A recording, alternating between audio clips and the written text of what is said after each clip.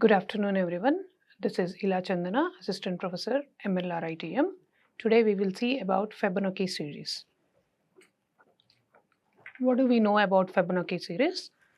In Fibonacci series, we will be having two initialized numbers, that is 0 and 1, and next goes on with addition of previous two numbers to get the resultant number. That means every level we will be adding the previous two numbers to get the next number. So in the first series, I would be getting 0 plus 1 as 1. Next, I will be adding 1 and 1 to get 2. So on 1 and 2 to get 3 and so on like this till 13. So here I have, how many numbers did I get here? Apart from 0 and 1, I have got 1, 2, 3, 5, 8, 13, right? 6 numbers I got. So this is a counter where the input to be given as limit of 6. Then I get till 13. So here we think that the Fibonacci series will always be continuous numbers which we get. No, we may also have jump in the numbers like this, as this depends on the previous two numbers addition. Okay. Now let us go in deep about the input, output and the critical thinking session of this Fibonacci series. Now in this, what we have to give as an input? One limit number we have to give as an input. As I told previously that it was 6, we can give 6, 7, 8, 9, 10, whatever it is. Let us take that to be the limit. Then analysis part, what is the input we give? Input can be given from the keyboard directly as the value limit or initialization also. Next, what would we get as an output? First two digits 0 and 1 will not be counted and later on counted as the counter, and later on all the digits will be counted till n. This n is the limit which we are giving from the keyboard or as an initialization. The logic. What is the logic behind it? Every time when I want to add the previous two digits, I need to change the positions of the previous two digits. So first time if it is 0 and 1, next time as per our Fibonacci series, it would be 1 and 1. Then it would be 1 and 2. So how to change that also we need to learn. So it will be the addition of previous two numbers, exactly previous two digits. Let's go for the next step, where what happens in the critical thinking part. Consider A is 0, B is 1, and we are doing addition of previous two numbers to get the output as a C. Okay. So C is equal to A plus B. Till here it is very clear, 0 plus 1 we get 1. Now we will be displaying C. Okay.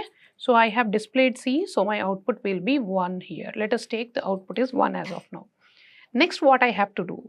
Next, this B value which is 1 should become A value, and the C value which was 1 should become B value.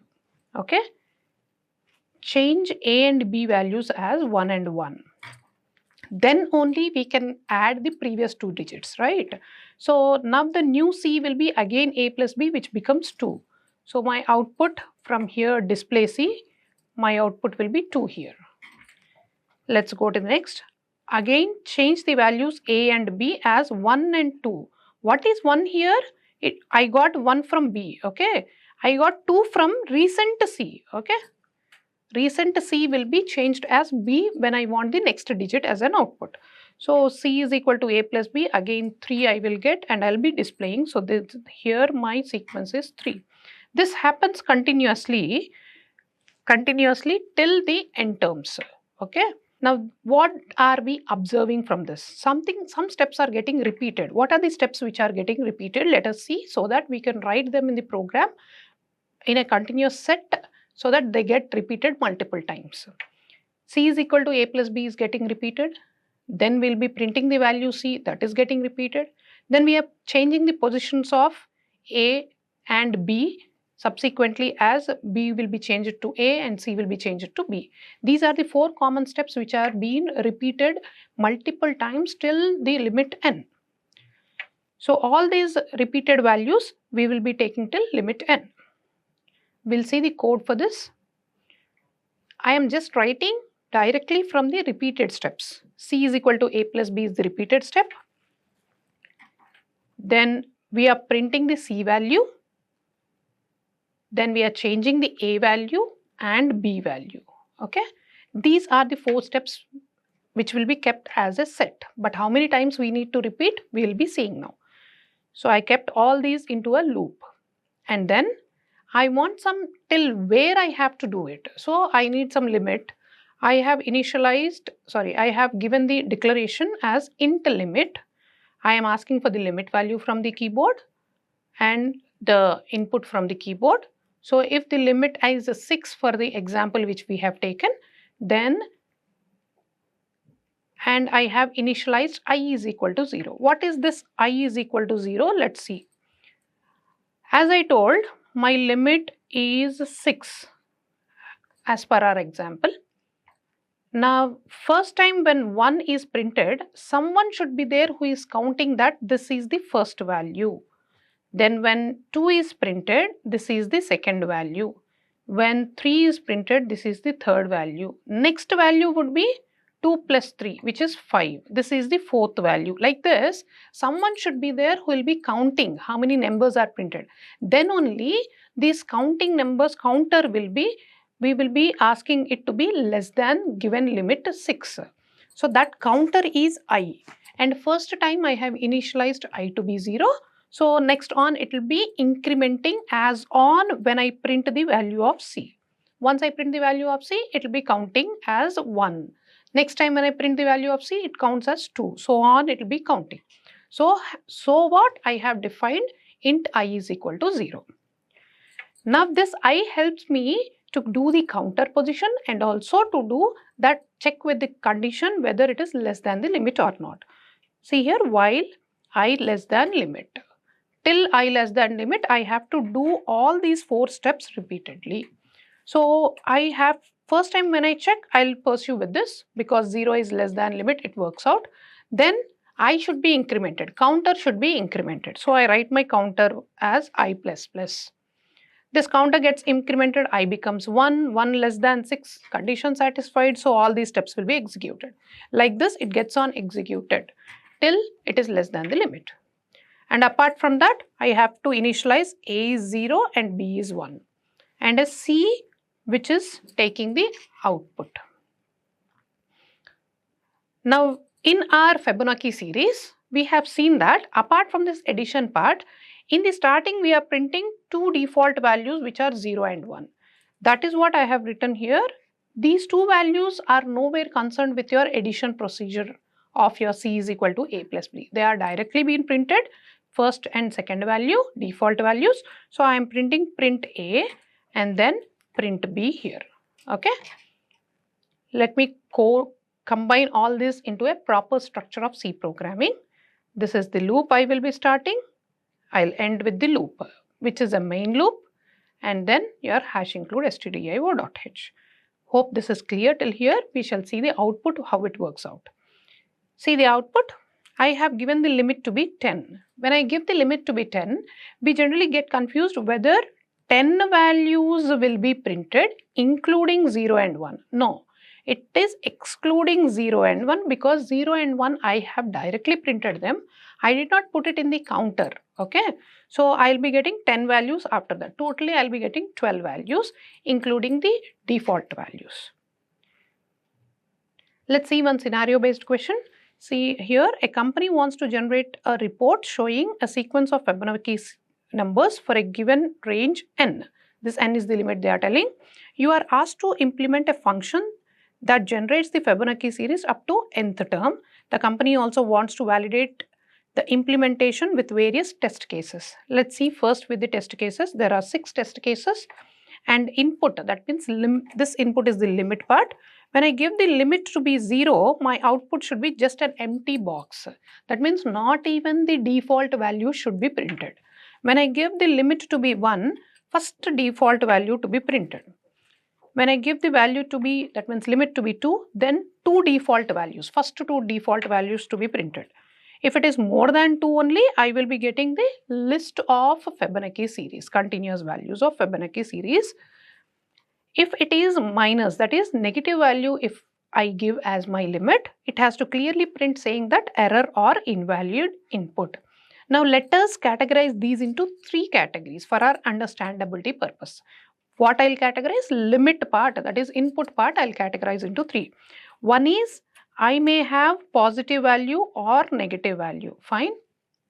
So if it is negative value, I should print this error or input value. Then come to the positive part. If it is positive value, I have again 2-3 categories. That is, if it is 0, it has to print differently. If it is 1, it has to print differently. If it is 2, it has to print differently. And then above 2, whatever is there, it has to print differently with this series. So taking all this into consideration, we have to write our code.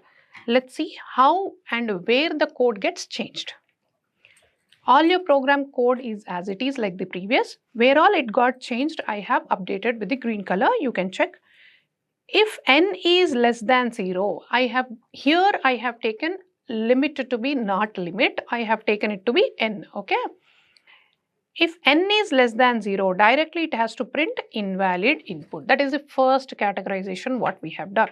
Less than 0 will always be all the negative values. So any negative value, whichever you give as the n value, it will be printing invalid input. When n is equal to 0, what happens when n is equal to 0? It should only print a square bracket. In the printf statement, I directly have mentioned square bracket. So it will be printing this. Else if n is equal to 1, it has to print only one default value. That is, first default value is 0. That will be printed. And now here you see above 1, it may be 2 or 3 or 4, whatever it is. It has to print the default values, and apart from default value, it has to go to the loop. Let me see here. Directly it is above 1. I have mentioned single statement saying it as 1, 0 and 1, and I did not close the square bracket. When I'll be closing the square bracket, I will be closing the square bracket. If this loop doesn't work, I will directly jump here and close the square bracket. That means when n is equal to 2, I will get the output as 0, 1 and close square bracket. When I have n is equal to 3 or 4 or 5 or some other number, then I will be going on to execute this loop, and then I will close the square bracket. So putting ahead, I have printed 0 and 1 as a default, and then I am checking whether it satisfies the condition with the given limit n, and then I'll be closing my square bracket. Let's see how the output screens are coming out. Executing that program, when n value is 3, I got 0, 1, 1. When n value is 2, I should get 0, 1 as per the test cases. When n is 1, I'll get 0. See, when n is a negative value, I got invalid input. These are all the different test cases we have worked out. When n is 5, I got 1, 2, 3, 4, 5. All the values, including the default values, have been counted out.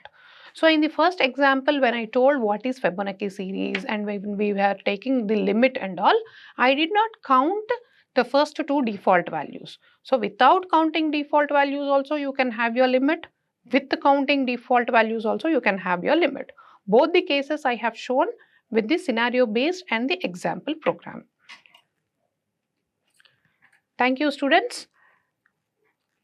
These are the references which I have taken, and the online C compilers I have used for executing the programs and explaining you in detail.